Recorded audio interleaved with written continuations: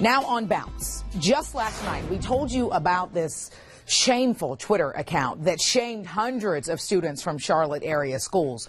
CMS now working with police to get to the bottom of who is behind the account that was called 704 Schools. Last night, Charlotte-Mecklenburg schools officials actually told us they had to blitz Twitter to get this taken down so quickly. You're looking at a screenshot of some of these tweets, but it really goes to show how serious cyberbullying is. And it seems that no one is exempt, not even your children.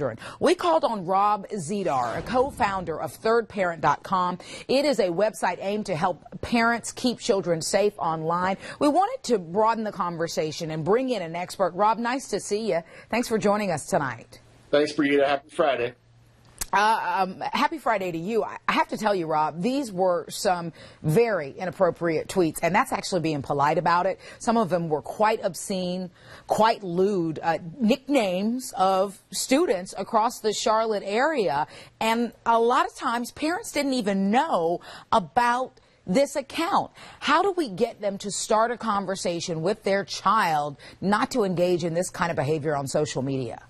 That's a great question, Brigida. And accounts like the one you're talking about now combine two of the more troubling things, or two of the things that can be more troubling about the internet. That's anonymity and group behavior. And once the students tend to get behind a group anonymous account like this, troubles can happen. Fortunately, that account has been shut down.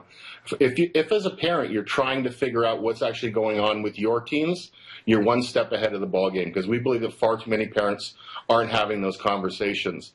And as a matter of fact, the number of parents that know that their teens have been cyberbullied outnumber the number of parents who know their teens have been cyberbullied 6 to 1. Wow. So the bullies are going unrecognized for a large part. So have a conversation with your teens. Try to figure out what's going on. And if you can't figure it out, you can always talk to a company like Third Parent. What about Twitter specifically? Because it's lightning fast. I mean, you send it out and at least thousands, if not millions, see it. How can parents combat Twitter specifically? Well, with Twitter specifically and in general, the first thing parents want to do if they're aware of it is stop the behavior. And Twitter happens to be one of the most user-friendly sites for parents and younger users to get away from the bullies. There are 3 ways you can do it on Twitter specifically. You can block the user, so you're effectively unfriending them and they can't message you, you won't see their messages. The second, more subtle way is you can mute them. So they don't know that you've unfriended them, they don't know you've done something to get maybe offend them, that you just won't have to see or hear from them anymore. And the third silver bullet is you can report them to Twitter.